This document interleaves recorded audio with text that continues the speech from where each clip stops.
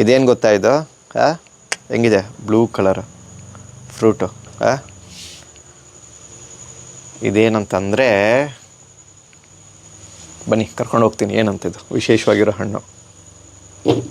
S, ಇವತ್ತು ನಾವು ನಮ್ಮ ತೋಟದಲ್ಲಿರುವಂಥ ಬೃಹತ್ಕಾರವಾದ ರುದ್ರಾಕ್ಷಿ ಮರಕ್ಕೆ ಹೋಗ್ತಾಯಿದ್ವಿ. ಮರದ ಕಡೆಗೆ ನೋಡೋಣ, ಇದ್ರ ಬಗ್ಗೆ ಒಂದು ಸ್ವಲ್ಪ ತಂದೆಯವರೊಂದಿಗೆ ಮಾಹಿತಿ ತಿಳ್ಕೊಳ್ಳೋಣ. ಬನ್ನಿ.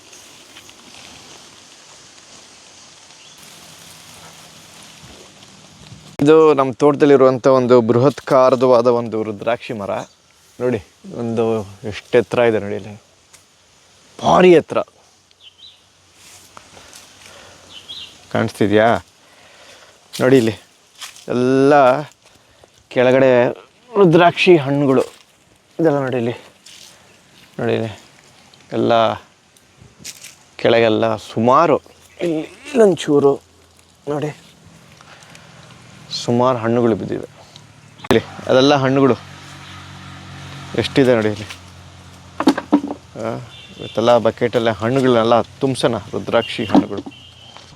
ಓಕೆ, ಸೊ ಹಂಗಾದ್ರೆ ಸರಿ, ಸುಮಾರು ಒಂದು 15-16 ವರ್ಷದ ಹಳೇದು. ಇದ್ರ ಬಗ್ಗೆ ಹೇಳಿ ಮಾಹಿತಿ. ನಿಮ್ಗೆ ಹೆಂಗೆ ಸಿಕ್ತು ಗಿಡ ಏನು? ಇದೇ ನಾನು ಬೇರೆ ಯಾವ್ಯಾವ್ದೋ ಗಿಡಗಳು ತರೋದಕ್ಕೆ ತೆಂಗಿನ ಸಸಿ ತರೋಣ ಅಂತ ಕುಮಟಾಗೆ ಹೋಗಿದ್ದೆ. ಆ ಕುಮಟಾದಲ್ಲಿ ಆ ನರ್ಸರಿಯವರು ಅವಾಗಲೇ ಈಗ 15 ವರ್ಷದ ಹಿಂದೆನೇ ಅವ್ರಿಗೆ ಒಂದು 75-80 ವಯಸ್ಸು, ಒಬ್ಬರು ವಯಸ್ಸಾದವರು. ನಾನು ಗಿಡ ಬೇರೆ ಗಿಡಗಳೆಲ್ಲ ತಗೊಂಡಾಗ ಈ ಗಿಡ ಸಣ್ಣದೊಂದು ಗಿಡ ಇತ್ತಿದ್ದು ಒಂದು ನರ್ಸರಿ ಕವರ್ಲಿ ಹಾಕಿಟ್ಟಿದ್ರು. ನಾನು ಕೇಳಿದೆ ಏನು ಗೊತ್ತಾ ಅಂದರು. ಗೊತ್ತಿಲ್ಲ ಅಂತ, ಯಾಕಂದ್ರೆ ನೋಡಿರಲಿಲ್ಲ ನಾನು. ಆವಾಗ ಅವ್ರು ಹೇಳಿದ್ರು, ಇದು ರುದ್ರಾಕ್ಷಿ ಗಿಡ, ಇದನ್ನು ನೀವು ತಗೊಂಡೋಗಿ ನಿಮ್ಮ ತೋಟದಲ್ಲಿ ನಿಮ್ಮದು ಅಂತ ಏನು ಜಾಗ ಇರುತ್ತೆ ಇಲ್ಲಿ ಹಾಕ್ಕೊಳ್ಳಿ ಅಂತ ಹೇಳಿ ಕೊಟ್ಟಿದ್ರು. ಅದನ್ನು ತಂದು ನಾನಿಲ್ಲಿ ಹಾಕಿದ್ದು. ಇವಾಗ 16 ವರ್ಷ. ಆದರೆ ಈಗ ಮರದಿಂದ ನನಗೆ ಗೊತ್ತಿದ್ದಂಗೆ ಸುಮಾರು ಕಡೆಗೆ ಅದು ಹಣ್ಣು ಬಿದ್ದು ಗಿಡಗಳಾಗಿದ್ದಾವೆ ಸುಮಾರು. ಸೊ ನೀವು ತುಂಬ ಜನ ಬಂದು ಗಿಡ ಇಲ್ಲಿಂದ ತೊಗೊಂಡೋಗಿದ್ದಾರೆ, ರುದ್ರಾಕ್ಷಿ ಜೊತೆ ಗಿಡನೂ ತೊಗೊಂಡೋಗಿದ್ದಾರೆ. ಬಟ್ ತುಂಬ ಅಪರೂಪ ಬೆಳೆಯೋದಲ್ಲ? ಸ್ವಲ್ಪ ಅಪರೂಪನೇ ಅಂತ ಹೇಳ್ಬೋದು. ಯಾಕೆಂದರೆ ನಾನು ಗಿಡ ಮಾಡೋದಕ್ಕೆ ಟ್ರೈ ಮಾಡಿ ಆಗಲಿಲ್ಲ. ಅದು ನಾನು ಮಾಡಿರೋದು ಗಿಡ ಬಂದಿಲ್ಲ. ಅದಾಗೆ ಇಲ್ಲಿ ಬಂದಿರೋದು ಅದನ್ನ ನೀಟಾಗಿ ತೆಗೆದು. ಎಷ್ಟು ಸಸಿಗಳು ಬರ್ತವೆ ವರ್ಷ? ಒಂದು 4-6, ಒಂದು 10 ಮ್ಯಾಕ್ಸಿಮಮ್. 10 ಅಷ್ಟೇ ನಂಗೆ ಸಿಕ್ಕೋದು. ನೀವು ಇದಲ್ಲದೆ ಆ ಗಿಡ ನೆಟ್ಟಿರೋದು ಅಲ್ಲಿ ಒಂದಿದೆ, ಇಲ್ಲೊಂದು 2 ಇದೆ. ಇದು ಇಲ್ಲಿ ಕೆಳಗಡೆ ಹುಟ್ಟಿರೋ ಗಿಡನೇ ನಾನು 1, 2, 3, 4 ಇದಲ್ಲದೆ 4 ನೆಟ್ಟಿದ್ದೀನಿ. ಅದರಲ್ಲಿ 2 ಇನ್ನೊಂದು ಮುಂದಿನ ವರ್ಷ ರುದ್ರಾಕ್ಷಿ ಬಿಡ್ಬೋದು. ಸೊ ಇದು ಯಾವ ಮುಖದ ರುದ್ರಾಕ್ಷಿ ಬಿಡೋದು ಈ ಮರ ಅಂದರೆ? ನನಗೆ ಗೊತ್ತು. ಇಲ್ಲ ವೀಕ್ಷಕರಿಗೆ ಇದು ಯಾವುದೋ ಒಂದು ಯಾವ ಮುಖದ್ದು ಪರ್ಟಿಕ್ಯುಲರ್ ಅಂತ ಏನು ಇದಕ್ಕೆ ಇಲ್ಲ. ಬಟ್ ಜಾಸ್ತಿ ಯಾವುದು? ಒಂದೇ ಮರದಲ್ಲೇ ಎಲ್ಲಾ ಮುಖನೂ ಇರುತ್ತೆ. ಎಲ್ಲಾ ಮುಖ ಬರುತ್ತೆ. ಬಟ್ ಜಾಸ್ತಿ ಹೆಚ್ಚಾಗಿ 95% ಪಂಚಮುಖಿ. 95% ಪಂಚಮುಖಿ. 5 ಮುಖದ್ದು 95% ಪಂಚಮುಖಿ. ಹೌದು. ಉಳಿದಿದ್ದು 4 ಮುಖದ್ದು ಸ್ವಲ್ಪ ಇರುತ್ತೆ. ಓಕೆ. ಇನ್ನು ಬೇರೆದೆಲ್ಲ ತುಂಬಾ ಕಮ್ಮಿ, 2, 3, 1 ಈ ತರ. ಇದುವರೆಗೂ 3ರಿಂದ 10ರವರೆಗೂ ಸಿಕ್ಕಿದೆ. ಓಕೆ. ಈಗ ಒಂದು 4-6 ವರ್ಷದಿಂದ ಈಚೆಗೆ. ಅದರಲ್ಲಿ 10 ಮುಖದ್ದು ಒಂದೇ ಒಂದು ಸಿಕ್ಕಿದೆ. 10 ಮುಖದ್ದು ಒಂದು ಸಿಕ್ಕಿದೆ. 7 ಮುಖದ್ದು ಒಂದು 2-3. 7 ಮುಖದ 1-2-3. ಆಮೇಲೆ 3, 5 ಈ ಥರ ಸಿಕ್ಕಿದೆ, 1, 2, 3 ಅಷ್ಟೇ. Okay, very good. ಇವಾಗ ಇದು ಹಣ್ಣು ಒಳಗಡೆ ನೋಡಿ ರುದ್ರಾಕ್ಷಿ ಹೆಂಗಿರುತ್ತೆ ಅಂತ ತೋರಿಸ್ತೀವಿ. ಈಗ ಇದನ್ನೇನು ಮಾಡ್ಬೇಕಪ್ಪ? ಇದನ್ನ ತೋರಿಸಿ. ಇದೆ ಪಲ್ಪ್. ಇದು ಮೇಲ್ಗಡೆಗೆ ಹಣ್ಣನ್ನೆಲ್ಲ ನೀಟಾಗಿ ಕ್ಲೀನ್ ಮಾಡಿಬಿಟ್ರೆ ಈ ಥರ ನೋಡಿ, ಮೇಲ್ಗಡೆ ಹಣ್ಣಿದು. ಇದನ್ನ ಕ್ಲೀನಾಗಿ ಅಲ್ಲಿ ಕ್ಲೀನ್ ಮಾಡಿದ್ರೆ ಒಳಗಡೆ ತೋರಿಸ್ತೀನಿ. ಇಲ್ಲಿ ಒಂದು ಕಡೆಗೆ ಇಟ್ಟಿದ್ದೀನಿ. ಅದನ್ನ ಕ್ಲೀನ್ ಮಾಡಿ. ಇಲ್ಲ, ನಾನು ನೀರಲ್ಲಿ ಸ್ವಲ್ಪ ಕ್ಲೀನ್ ಮಾಡಿಬಿಡ್ತೀನಿ. ನೀರಲ್ಲಿ ಕ್ಲೀನ್ ಮಾಡಿ. ಆ ಮೇಲ್ಗಡೆ ಪಲ್ಪ್ ಎಲ್ಲ, ಅದು ಹಣ್ಣಿನ ಅಂಶ ಎಲ್ಲ ಹೊರಟೋಗುತ್ತೆ. ಒಳಗಡೆಗೆ ನಿಮಗೆ ಸಿಕ್ಕೋದೆ ರುದ್ರಾಕ್ಷಿ. ಇದೇನು ಅಷ್ಟು ನೀಟಾಗಿ ಕ್ಲೀನ್ ಆಗಿಲ್ಲ. ಕೊಡಿ.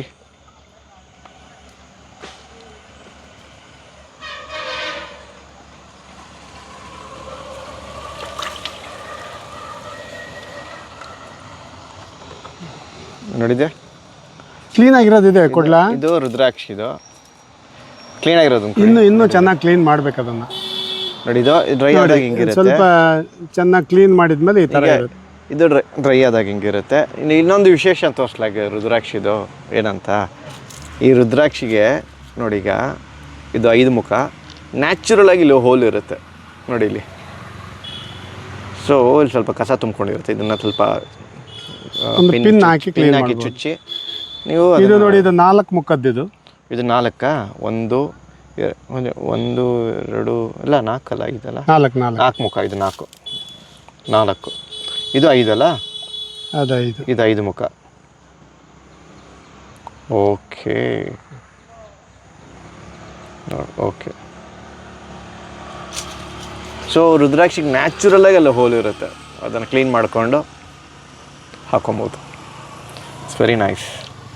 ಸೊ ಒಂದು ಎಷ್ಟು ರುದ್ರಾಕ್ಷಿ ವರ್ಷಕ್ಕೆ ನಿಮ್ಗೆ ಸಿಗುತ್ತೆ? ಇಲ್ಲ, ಈ ವರ್ಷ ಸ್ವಲ್ಪ ಕಡಿಮೆ ಇದೆ. ಇಲ್ಲ ಅಂದರೆ ಜನರಲ್ ಆಗಿ ಒಂದು 3,500-4,000 ಸಾವಿರ ಇದು ಒಂದೇ ಮರದಲ್ಲಿ. ಓಹೋ, 3,500-4,000 ಸಾವಿರ. ಹೆಚ್ಚಾಗಿ ಅದು ಏಪ್ರಿಲಲ್ಲಿ ಹಣ್ಣಾಗಕ್ಕೆ ಸ್ಟಾರ್ಟ್ ಆಗುತ್ತೆ. ಮಾರ್ಚ್ ಮಧ್ಯಭಾಗದಿಂದಲೇ ಸ್ಟಾರ್ಟ್ ಆಗುತ್ತೆ. ಓಕೆ, ಯಾವಾಗವರೆಗೂ ಇರುತ್ತೆ?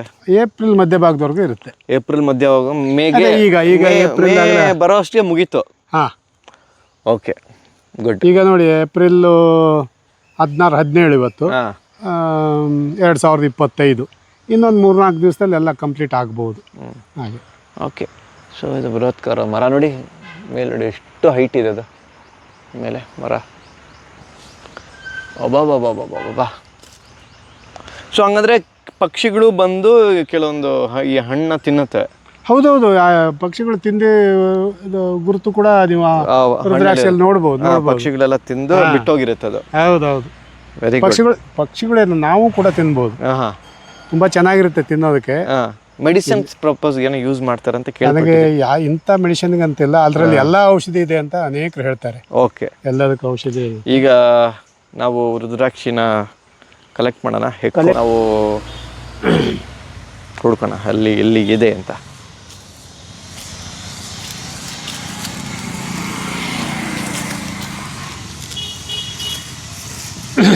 ಇಕೋ ಕಾರ್ಯಕ್ರಮಗಳು ಇದನ್ನೆಲ್ಲ ಕಲೆಕ್ಟ್ ಮಾಡಿ ಬಕೆಟ್ಗೆ ಹಾಕೋಣ, ಶೇಖರಣೆ ಮಾಡೋಣ. ಅದಾದಮೇಲೆ ನೆಕ್ಸ್ಟ್ ಪ್ರೋಸೆಸ್ ಕ್ಲೀನಿಂಗು, ಡ್ರೈಯಿಂಗು, ಯಾರು ಬೇಕು ಅವರಿಗೆ ಕೇಳಿದವ್ರಿಗೆ ಕೊಡೋದು.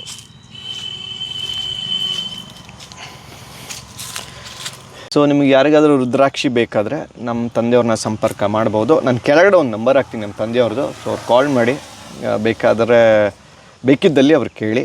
ಸೊ ಈ ನೀವು ಕೊಡ್ತೀರಲ್ಲ, ಸೊ ಅದು ಪಂಚಮುಖಿ ಜಾಸ್ತಿ ಇರುತ್ತೆ, 3-4 ಅದೆಲ್ಲ ಸ್ವಲ್ಪ ಕಮ್ಮಿ ಇರುತ್ತೆ. ಹೆಂಗೆ ನೀವು ಇವಾಗ ಮಾರಬೇಕು ಅಂದರೆ ಹೆಂಗೆ, ಏನು ಅದಕ್ಕೊಂದು ಬೆಲೆ ಅಂತ ಇರುತ್ತಲ್ಲ, ಏನು ಇಟ್ಟಿದ್ದೀರ ಹೆಂಗೆ ಅಂತ? ಪ್ರತಿಯೊಂದಕ್ಕೂ ಬೆಲೆ ಅಂತ ಇದೆ.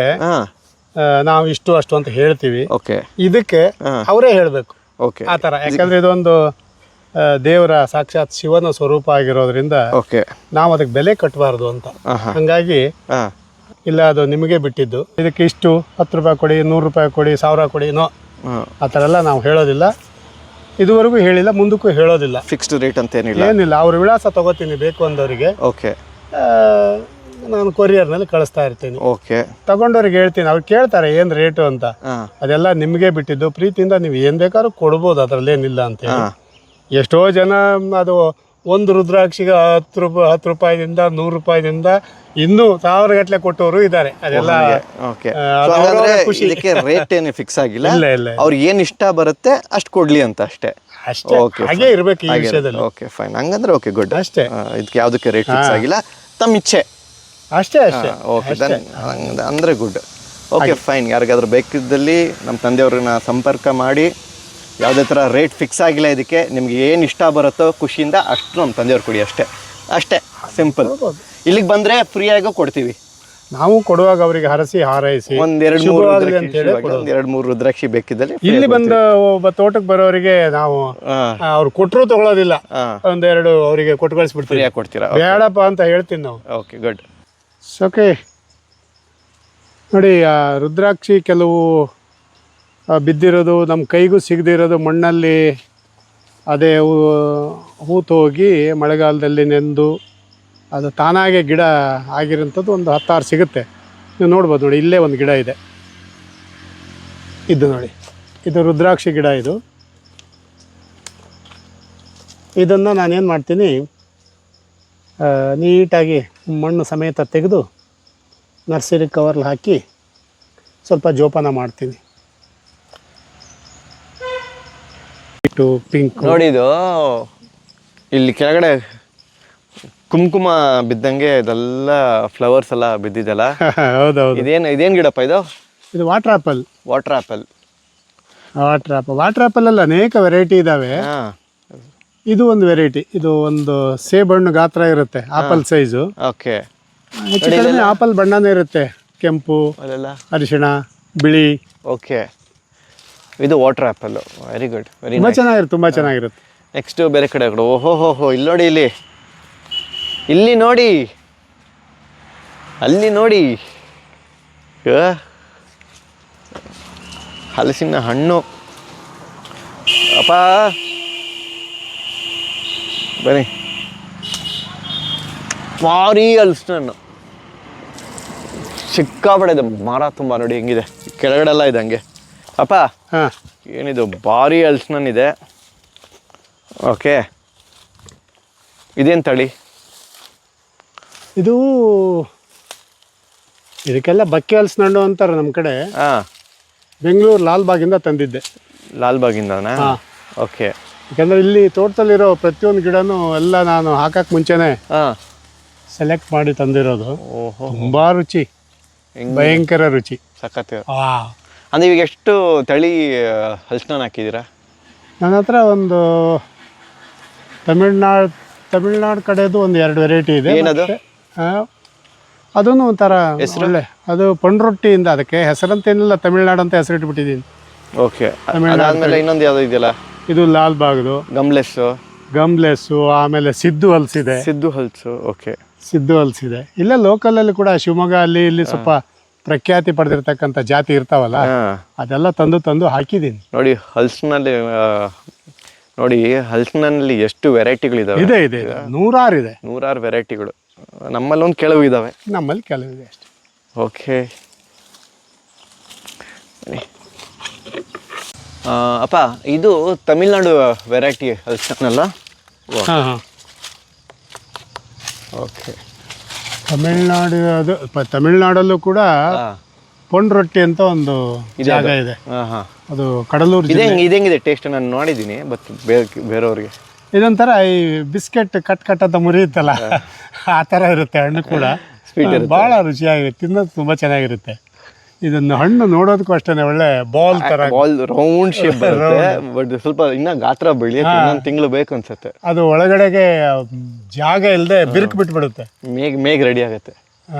ಆ ಥರ ವೆರೈಟಿ ತುಂಬ ರುಚಿ. ಇದು ಆ ಪೊಂಡ್ರೊಟ್ಟಿಯನ್ನ ಜಾಗದಿಂದ ಇದನ್ನ ತಂದು ಹಾಕಿದ್ದೆ. ಸೂಪರ್. ಈಗ ಜೇನು ಕೃಷಿ, ಜೇನು ತೆಗೆಯುವ ಕೆಲಸ. ಈಗ ನಮ್ಮ ಜೊತೆಗೆ ವಿಶೇಷವಾದ ಅತಿಥಿ ಅಲ್ಲ, ಅವರು ಜೇನು ಎಕ್ಸ್ಪರ್ಟ್ ಅವರೇ. ಮಂಜು ಅವ್ರು ಬಂದಿದ್ದಾರೆ. ಮಂಜು ಅವರೇ, ನಮಸ್ಕಾರ. ಸರ್ ನಮಸ್ತೆ. ಹೇಗಿದ್ದೀರಾ? Super sir. ಸೂಪರಾ? ನೀವು ಪೆಟ್ಟಿಗೆ ಇಟ್ಟಿದ್ದೀರಂತ? ಪೆಟ್ಟಿಗೆ ಇಟ್ಟಿವಿ ಸರ್, ನಾವು ಪೆಟ್ಟಿಗೆ ಇಟ್ಟಿದ್ದೀವಿ. ಮಂಜುನ ಎಕ್ಸ್ಪರ್ಟ್ ಏನಿಲ್ಲ ಸರ್ ಹತ್ರನೇ ಎಲ್ಲ ಅನುಭವ. ಹೌದಾ? ಹೌದು. ಓಕೆ, ನಾನೇನು ಹಾಕೊಂಡಿಲ್ಲ, ಇವರು ಒಂದು ಮೈಕ್ ಹಾಕೋಣ. ಈಗ ಸರ್ ಇದು ತೆಗಿಯೋದಾ? ತೆಗೀರಿ. ಕೆಳಗಡೆ ಏನಾರು ಅಂಟ್ಕೊಂಡೈತಾ? ಸ್ವಲ್ಪ ಉಪ್ಪು ಬನ್ನಿ.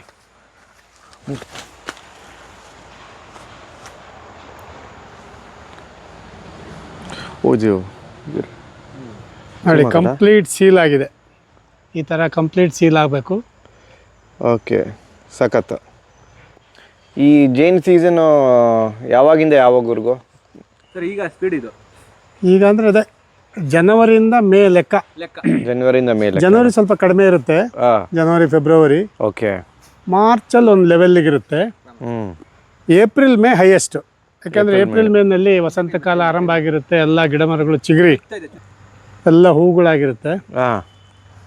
ಹಂಗಾಗಿ ಚೆನ್ನಾಗಿರುತ್ತೆ. ಈಗ ಈ ಒಂದು ಪೆಟ್ಟಿಗೆಯಲ್ಲಿ ಒಂದು ಸತಿ ಜೇನು ತೆಗೆದ್ರೆ ಎಷ್ಟು kg ಬರುತ್ತೆ? ನಾವು ಅದರಲ್ಲಿ ಒಂದು 6 ಫ್ರೇಮ್ ಇಟ್ಟಿರ್ತೀವಿ ಮೇಲ್ಗಡೆ. 6 ಫ್ರೇಮು ಈ ಥರ ಸೀಲ್ ಆಗಿದ್ದರೆ ಮಿನಿಮಮ್ 2 kg ಇರುತ್ತೆ. 2 kg. ಬಟ್ ಜೇನು ಕೆಲಸ ಏನು ಸುಲಭ ಅಲ್ಲ, ಮೇಂಟೆನೆನ್ಸ್ ಇದೆ. ಇದೆ. ವರ್ಷ ಪೂರ್ತಿ ನೋಡ್ಬೇಕು. ನೋಡಿ ವರ್ಷ ಪೂರ್ತಿ ನೋಡಬೇಕು. ಅದಕ್ಕೆ ಇರುವೆ ಹತ್ತದೇ ಇರೋ ಥರ ನೋಡಬೇಕು. ಹಾಂ ಈ ತಳಮನೆ ಏನಿದೆ ಕೆಳಮನೆ, ಹಾಂ ಇದು ಕಸ ಕಡ್ಡಿ ಎಲ್ಲ ಬಿದ್ದಿರ್ತದೆ ಆ ಜೇನುದು, ಹಾಂ ಅದನ್ನು ಅವಾಗ ತೆಗಿಬೇಕು, ಇಲ್ಲ ಅಂದ್ರೆ ಅಲ್ಲಿ ಹುಳ ಆಗ್ಬಿಡುತ್ತೆ. ತುಂಬ ಜನ ಅನ್ಕೊಂಡಿದ್ದಾರೆ ಜೇನು ಅಂದ್ರೆ ತುಂಬ ಈಸಿ, ಓ ಪೆಟ್ಟಿಗೆ ಇಟ್ಕೊಂಡ್ಬಿಡ್ತೀವಿ, ಜೇನು ಬಂದು ಜೇನು ಸಾಗಾಣಿಕೆ ಆಗುತ್ತೆ, ಈಸಿ ತುಪ್ಪ ಮಾಡುತ್ತೆ ಅಂತ. ಅಷ್ಟು ಸುಲಭ ಅಲ್ಲ. ಬಟ್ ತುಂಬ ಹುಷಾರ ಪರಿಶ್ರಮದ ಕೆಲಸಗಳು ಇದ್ದಾವೆ. ಅದಕ್ಕಾಗಿ ಕೆಲವು ಮೇಂಟೆನೆನ್ಸ್ ಎಲ್ಲ ಮಾಡಬೇಕು, ಅದನ್ನು ಫಾಲೋ ಅಪ್ ಮಾಡಬೇಕು, ನೋಡಬೇಕು. ಬಿಡಿ.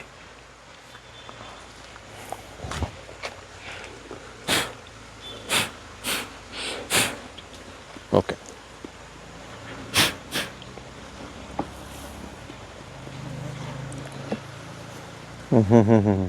ಭಾರಿ ಇದೆ ಅದರಲ್ಲೇ ಅಜ್ಜೋ, ಸೂಪರ್ ಆಗಿರುವಂಥ.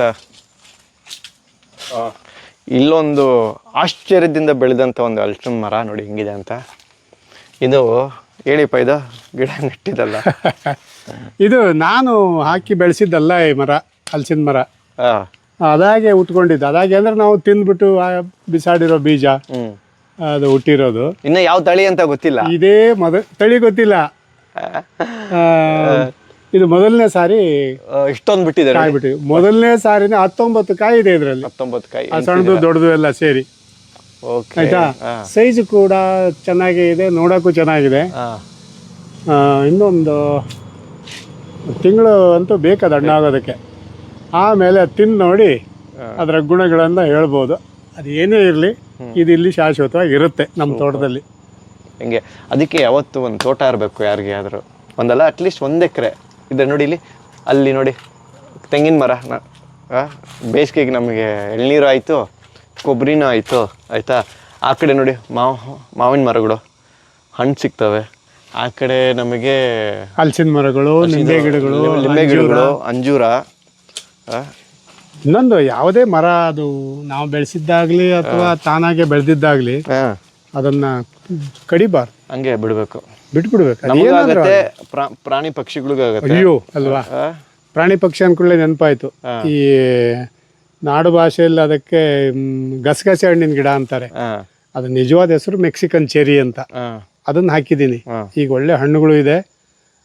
ಕಾಡಿನ ಪಕ್ಷಿ ಎಲ್ಲ ಅಲ್ಲಿಗೆ ಬರುತ್ತೆ, ನೋಡೋದೇ ಒಂದ್ ಚಂದ. ನಮ್ಮ ತೋಟದಲ್ಲಿ ಕಾಡಿನ ಪಕ್ಷಿಗಳೆಲ್ಲ ಬಂದ್ರೆ ಬೆಳಗ್ಗೆ ಎದ್ದ ತಕ್ಷಣ ಅದು ಸೌಂಡ್ ಕೇಳೋದೇ ಒಂದು ಖುಷಿ. ಒಂದು ಎರಡನೇದು ಅದು ನೋಡೋದೇ ಒಂದು ಖುಷಿ. ಎಲ್ಲಿ ಸಿಗುತ್ತೆ ನಮಗೆ ಸಿಟಿಯಲ್ಲಿ ಇದಲ್ಲ ಅಲ್ಲ. ಗ್ರೇಟ್ ಹಾರ್ನ್ ಬೆಲ್ ಅಂತಾರಲ್ಲ, ದೊಡ್ಡ ಕೊಕ್ಕಿಂದು ಪಕ್ಷಿ. ನಮ್ಮ ಸಿಟಿಯಲ್ಲೇ ಇದು ಗುಬ್ಬಚ್ಚಿಗಳಿತ್ತು. ಈ ಮೊಬೈಲು ಟವರ್ ಕಾಟುಗಳಿಂದ ಗುಬ್ಬಚ್ಚೂ ಇಲ್ಲ. ಈಗ ಸಣ್ಣ ಮಕ್ಕಳಿಗೆ ಗುಬ್ಬಚ್ಚಿ ಅಂದ್ರೆ ಏನಂತಾನೆ ಅವ್ರಿಗೆ ಗೊತ್ತೇ ಇಲ್ಲ, ಹೆಂಗಿದೆ ಅಂತನೂ ಗೊತ್ತಿಲ್ಲ. ಸೊ ಹಾಗಾಗಿ ಇಂಥ ಪರಿಸರದಲ್ಲಿ ಬಂದರೆ ನಿಮಗೆ ನೋಡಿ ಇಂಥ ವೆರೈಟಿ ಆಗಿರುವಂಥ ಪಕ್ಷಿಗಳು, ಮರ ಗಿಡಗಳು ಸಿಗ್ತವೆ, ಹಣ್ಣುಗಳು. ಬೆಳೆಯೋ ಮಕ್ಳಿಗೂ ಒಂಥರ ಖುಷಿ ಅವ್ರಿಗೆ, ಏನು ನಾವು ಇದೆಲ್ಲ ನೋಡ್ಕೊಂಡು ಬೆಳಿತಿದೀವಿ ಅಂತ. ಈಗ ಬೆಂಗಳೂರಿನ ಮಕ್ಕಳು ಮೊಬೈಲ್ ಹಿಡ್ಕೊಂಡು ಕೂತಿದ್ದಾರೆ. ಈ ಥರ ನೇಚರ್ ಜೊತೆಗೆ ಕನೆಕ್ಟ್ ಆಗಬೇಕು. ಕನೆಕ್ಟ್ ಆದ್ರೇ ಒಳ್ಳೇದು. ಸೊ ಹಾಗಾಗಿ ಯಾರದೇ ಹತ್ರನೂ ಒಂದು ಜಮೀನು ಅಂತ ಇದ್ರು 1 ಎಕರೆ ಇದ್ರೂ ಸಾಕು, ಮಾರಬೇಡಿ. ಮಾರಬೇಡಿ, ದಯವಿಟ್ಟು ಯಾರು ಮಾರಬೇಡಿ. ಗಿಡ ಗಂಟಿ ಏನಾರು ಒಂದು ಬೆಳೀರಿ, ಏನೋ ಬೆಳಿತಾ ಇರಿ. ಅದು ಖುಷಿನೇ ಬೇರೆ. ಒಂದು ಚಿಕ್ಕದ ಒಂದು ಮನೆ ಮಾಡ್ಕೊಳ್ಳಿ ಅಲ್ಲಿ, ಫಾರ್ಮ್ ಹೌಸ್ ಥರ ಆರಾಮಾಗಿ. ಆರೋಗ್ಯ ಮುಖ್ಯ, ಆಮೇಲೆ ಪರಿಸರ ಮುಖ್ಯ. ಬಿ ಫಿಟ್ ಇದೆರಡು. Okay, anyways thank you.